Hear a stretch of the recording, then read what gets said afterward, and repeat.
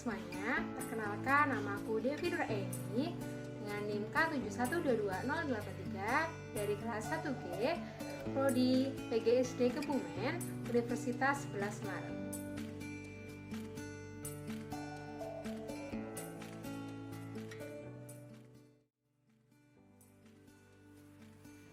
Pada kesempatan kali ini kita akan belajar tentang ontologi Pancasila yang merupakan salah satu subbab dari materi filsafat Pancasila.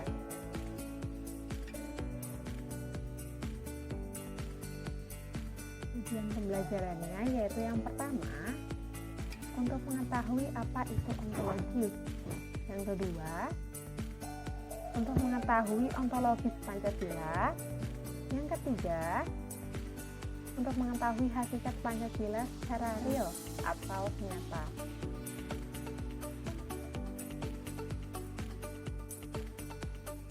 Kalian tahu nggak sih siapa gambar yang ada di slide? Yep, bener banget. Ini adalah gambar Aristoteles, seorang filosof Yunani yang sangat terkenal. Nah, Aristoteles ini berpendapat bahwa ontologi adalah ilmu yang menyelidiki hakikat sesuatu atau tentang ada, keberadaan, atau eksistensi yang disamakan artinya dengan metafisika.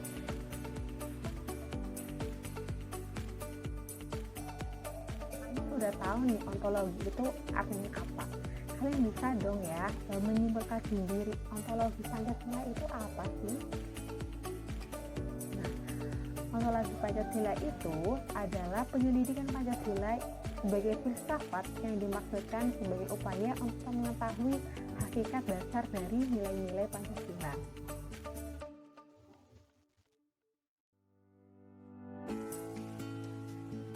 Dasar ontologi Pancasila itu sebenarnya itu adalah kita, kamu, dan aku sebagai manusia Indonesia.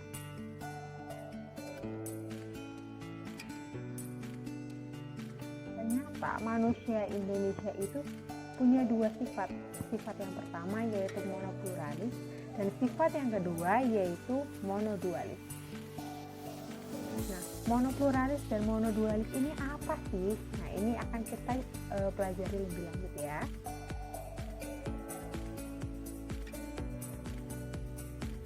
Monodualis yaitu manusia Indonesia sebagai makhluk pribadi yang berdiri sendiri dan sebagai makhluk Tuhan yang Maha Esa. Jadi manusia Indonesia itu percaya akan adanya Tuhan gitu. Dan juga makhluk yang bisa berdiri sendiri gitu, sebagai makhluk yang pribadi.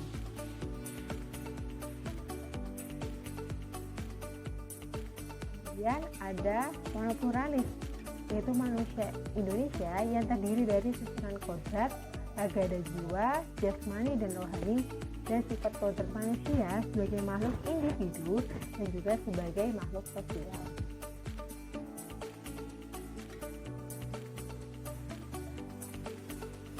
Ini udah tokoh terkenal banget ya, bener banget. Ini namanya Bapak Soekarno, seorang proklamator Indonesia. Nah, Bapak Soekarno ini mengusulkan nama Pancasila yang berarti 5 sila untuk menamai dasar negara Indonesia gitu.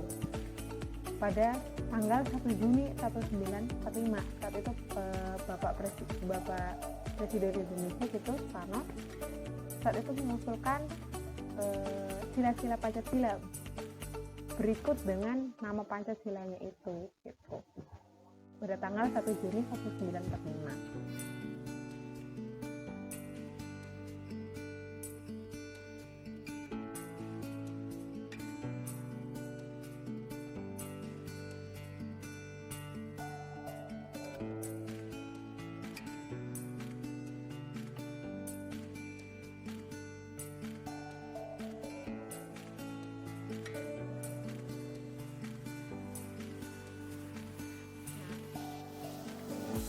Namun nama Pancasila yang diusulkan oleh Bapak Soekarno ini tidak serta-merta langsung dijadikan dasar negara gitu, karena kita tahu sendiri bahwa Pancasila yang diusulkan Bapak Soekarno itu Pancasilanya itu masih terpisah gitu, Panca dan Sila gitu.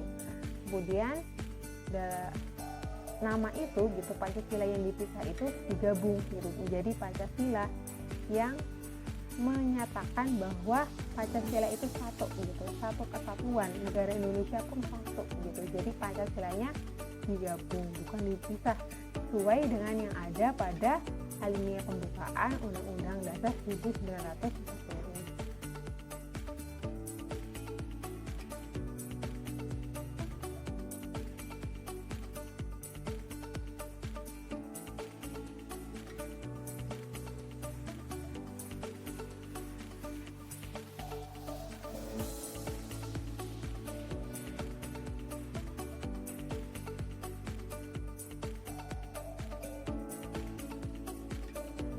Kemudian Pancasila yang ada sekarang ini itu kalau ditinjau dari asal pembentukannya tuh dulunya gimana sih?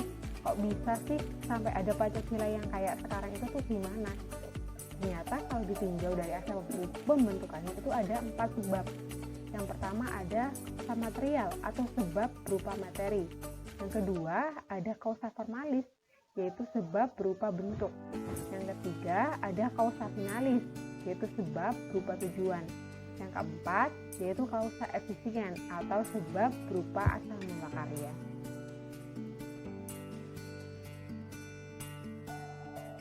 Pertama, kausa materialis atau asal mula materinya, yaitu terdapat dalam adat, kebiasaan, kebudayaan, dan dalam agama-agamanya. Yang kita tahu adat, kebiasaan, dan kebudayaan masyarakat Indonesia itu, manusia Indonesia itu udah ada dari sejak zaman dahulu, dan juga kita sebagai manusia Indonesia juga sudah mempercayai akan agama-agama gitu, akan kepercayaan ini dari zaman dahulu.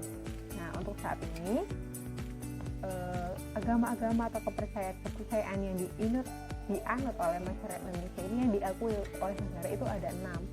Yang pertama ada agama Islam, agama Kristen Katolik, Kristen Protestan, Hindu, Buddha, dan juga Konghucu.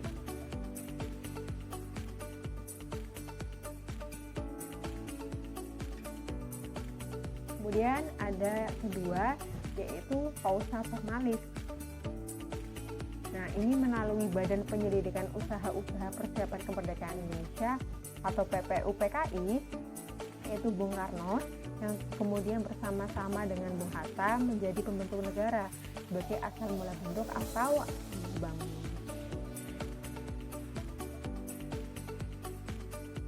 Kemudian yang ketiga yaitu ada kausa finalis, yaitu sebagai asal mula, sebagai tujuan gitu, sebab sebagai tujuan gitu.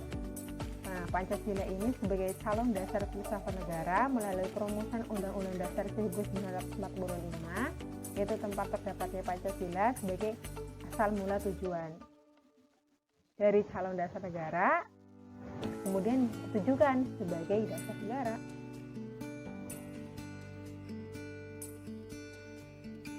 Kemudian yang keempat yaitu kausa efisien atau asal mula karya, yang tadinya dari dasar negara menjadi dasar negara, dijadikan Pancasila sebagai dasar filsafat negara gitu.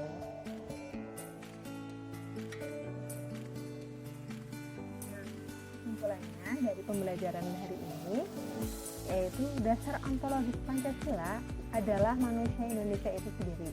Pancasila ada karena manusia Indonesia itu ada. Proses perumusan Pancasila bersumber dari nilai-nilai yang ada pada masyarakat Indonesia, yang nilai-nilai tersebut sudah ada sejak zaman dahulu. Itu nilai-nilai yang ada sekarang itu, yang ada di Pancasila itu udah ada sejak zaman dahulu sebenarnya. Indonesia itu lahir gitu, manusia Indonesia, tapi kan udah ada nih yang punya nilai-nilai ini.